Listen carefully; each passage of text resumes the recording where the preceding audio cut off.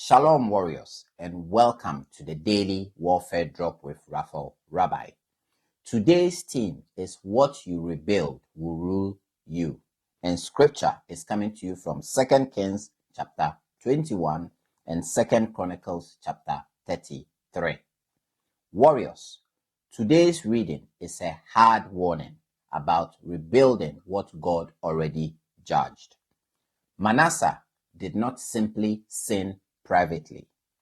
He rebuilt altars, restored idols, and reopened the very things that righteous leadership had torn down.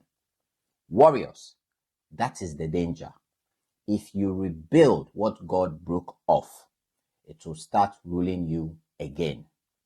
This is not only about ancient kings. This is about daily life. Some people pray for freedom, then slowly rebuild old doors. They go back to hidden lust, secret messages, gambling, bitterness, prayerless living, or quiet dishonesty.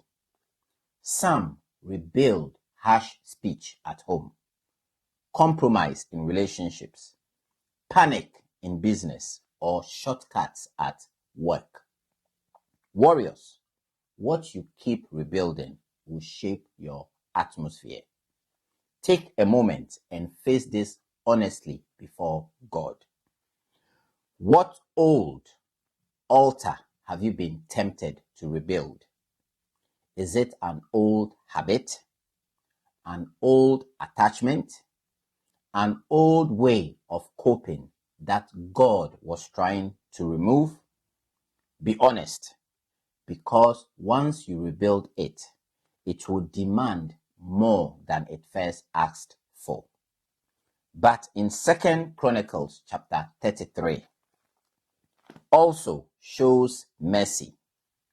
When Manasseh was brought low, he humbled himself and cried out to God, and God heard him. Warriors, that is hope. Even after deep compromise, humility still matters. Repentance still matters.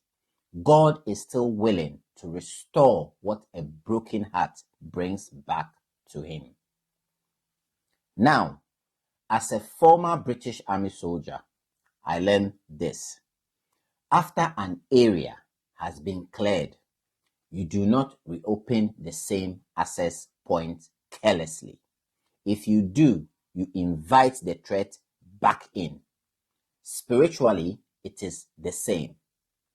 This becomes very practical in daily life. Identify one old altar you must not rebuild. Cut the supply. Remove the app. Stop the contact. Change the routine.